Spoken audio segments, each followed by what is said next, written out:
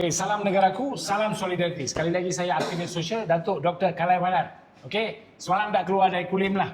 Okey, so kita ucapkan sekali lagi tahniah kepada mereka yang telah berjaya bersama saya sama-sama berjuang. Okay, sekarang hari ini isu, hari ini 1 hari bulan April 2026. Tepat jam 6.30 petang bersama saya adalah Puan K. Shanti, anak perempuan Kantasami daripada Kajang. Umur 57 tahun. Okey. Isu dia sekarang, sekali lagi kita kena bagi tahu kepada Menteri Sumber Manusia, Saudara Ramanan. Okey. Kita tahu bahawa Perkeso dia ada berbilion juta, berbilion lah, bukan juta, berbilion duit kita. Pencarum-pencarum semua telah menjadi mangsa. Saya percaya selalu menjadi mangsa Perkeso. Kerana tengok Puan K. Shanti Kantasami pada umur 50 tahun, iaitu pada 2023, dia ada masalah rahim. Masalah rahim di mana mereka telah mengadakan pembedahan, hospital telah mengeluarkan rahim dia.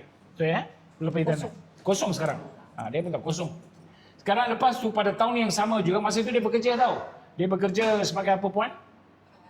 Leader lah. Line leader. Syarikat apa tu? Carrier International. Carrier International. Beliau bekerja di Carrier International sebagai line leader. Dan pada tahun yang sama juga, iaitu ini rahim dibuat pembedahan, dia keluarkan pada Ogos 2022. Okey. Lepas tu pada bulan Disember 2022 pula, dia terjatuh di tempat kerja. Tak ada. Sekali saya memang sakit.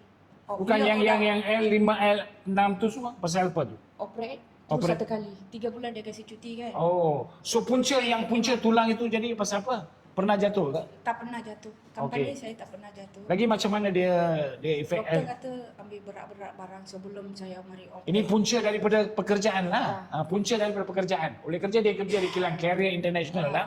So oleh kerana dia ambil barang berat-berat, so semasa operation rahim tu, doktor dah bagi tahu dia, you punya L5, L6, L7 pun ada masalah, tapi kita tidak boleh mengadakan pembedahan sekarang sebab rahim. So you kena tunggu 3 bulan. So from August, September, Oktober, November, Disember, 5 bulan tu dia telah adakan satu pembedahan pada setahun yang sama juga. Lepas itu bulan 8 operate. Okey, bulan 8, 9, 10, 11, 12 sudah. Dah lah, itulah saya kata. Bulan 12 kan? Bulan 12, so apa dia kata? Kena buat pembedahan apa bulan 12? Dia cek MRI. Dia kata saya punya tulang 3 sudah lari, so saya tak boleh buat kerja. Ini 2 cepat letih, apa benda pun saya tak boleh angkat. Okey. Doktor memang dah cakap tak boleh kerja. Lepas tu doktor dah keluarkan surat mengatakan memang you tak boleh kerja lah. Tapi saya ada buat, tak apalah doktor sebab saya gaji tinggi, saya tak apalah doktor, saya cuba. Memang saya satu hari pergi kerja. Okey, doktor dah nasihatkan beliau pada masa dia selepas pembedahan, iaitu pembedahan rahim pada 2022. Doktor kata you kena adakan pemeriksaan dalam masa 4 bulan tu. Pada bulan Disember 2022 telah adakan satu pemeriksaan di mana mereka tidak boleh operate. Doktor telah nasihat dia lebih baik you berhenti kerja. Tetapi Puan Shanti ni, K. Shanti tak berhenti kerja. Okey, dia masih kerja sebab dia nak dapatkan gaji. Okey. Lepas tu pada tahun 2024 dan 2023 dia terpaksa dikerja, dia berhenti ke macam mana? Saya sendiri berhenti. Siapa suruh berhenti? Saya langsung tak boleh pergi buat kerja. 1 minggu, 1 hari pergi, 1 minggu cuti, saya relax. Okey, adakah syarikat tu maksa you resign? Tak ada. Tak ada, right? Tak ada. Saya memang tak boleh buat kerja. Sukarela lah. Sukarela you berhenti. Ada bagi surat? Ada. Ada bagi surat lah. So 2023 dia telah berhenti. Apabila telah berhenti, dia mohon kepada Perkeso. Dia mohon Perkeso pada 2024. Okey? Tengok seorang garis panduan dia kalau belum cukup 60, umur 60, dia boleh mohon. Dia masa itu 53 kejadian berlaku. Dan masa dia memohon tu dah 54. Berapa umur tu tadi? Masa itu 53, 54 lah. Masa itu 54. Masih ada dia punya garis panduan, dia boleh mohon. Selepas dia mohon, dia orang tolak. Lepas tu kali kedua pada tahun yang sama, dia mohon sekali. Dia tolak. Lepas tu pada tahun 24 pun dia mohon, ditolak.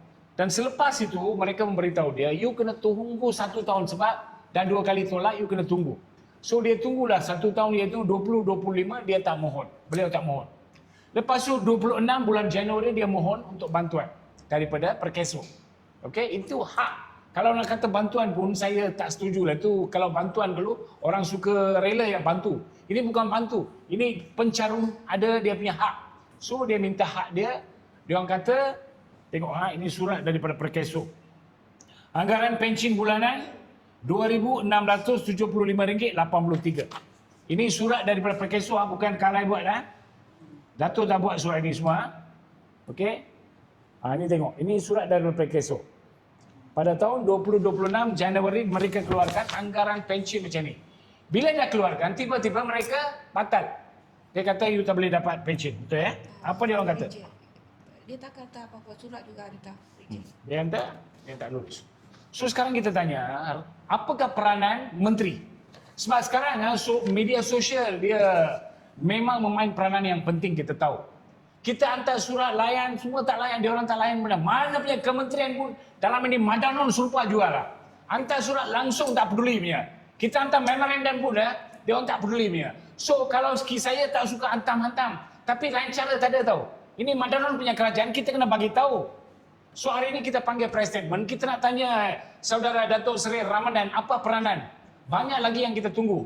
Saya bagi dia tahulah. Dalam masa 2 minggu, daripada 1 April sampai 15 April, kita nak adakan satu gerakan besar-besaran, kita nak adakan satu demonstrasi, kemungkinan di hadapan Kementerian Sumber Malaysia ataupun ibu pejabat Perkeso. Banyak mangsa dah datang. Mereka mohon, langsung tak layan. Kenapa hanya pergi kali 1, kali 2, kali 3? Apa mereka pencalon tu minta sedekah kah? Lulus. Tak lulus bagi kenapa tak lulus. Okey, dia bagi masa kali kedua, dia serahkan laporan perubatan. Bila laporan perubatan dah serah, you kena panggil pakar yang datang duduk sana masa pemeriksaan daripada pihak Perkeso. Dia kena datang. Jemaah kena ada pakar. Ini jemaah semua ada pegang puan ke? Ada dia usik ini saja. Usik sini je. Pasal apa dia usik sini? Tak tahu. Lepas tu apa dia kata? You balik dulu, nanti kita hantar. Berapa minit dia ambil? Jemaah doktor dari pemeriksaan berapa minit? Sampai 5 second lah. Tak sampai 5 second. 1, 2, 3, 4, 5. Cepat sangat. Ini bukan Datuk cakap apa? Puan sendiri kata. Tengok, inilah peranan. Tapi jemaah doktor yang datang tu dia ada imbuhan. Dia dibayarkan imbuhan. Saya tak mau kata berapa sekarang. Nanti saya akan dedahkan. Seorang doktor jemaah datang sana, setiap orang yang dia datang, dia tanda, dia ada imbuhan daripada pihak Perkeso. So, kes puan ini, saya sekali lagi akan hantar melalui PDF kepada saudara menteri kita, saudara Datuk Seri Ramadan, supaya dia kata. Ada itu pun ada satu kes yang telinga kan, budak telinga pekak. Sampai hari ini belum ada apa-apa berita daripada dia. Kita bukan mau menteri semua tengok saya. Dia kena mengarahkan, itu pasal dia jadi menteri. Pasal kita katakan, kalau tak layak mana-mana menteri, letak jawatan. You jangan buat jadi kerja menteri. Dulu sebelum ni, kita ada menteri pun, zaman dululah, lebih kurang 10 tahun sebelum atau 15 tahun, kita hantar surat dia akan maklum balas, kita hantar memorandum dia akan maklum balas. Masa itu belum ada, WhatsApp pun belum ada kan, TikTok pun belum ada. Ini masa sebelum TikTok dengan WhatsApp. Sekarang kita semua dah dedah, tapi mereka buat tak apalah, lantaklah, cobaan. Datuk Kalai buat demo pun cobaan, hantu lalu pun cobaan. Kita akan ajar, kita akan maksimum ajar. Kalau Perkeso masih perangai macam ni, 15 atau 16 hari bulan, kita akan adakan demonstrasi. Saya nak bagi tahu terang-terang dengan media sosial kepada menteri. Ini bukan amaran. Ini adalah penentuan. Oleh kerana janji yang dibuat mereka tidak ditunaikan.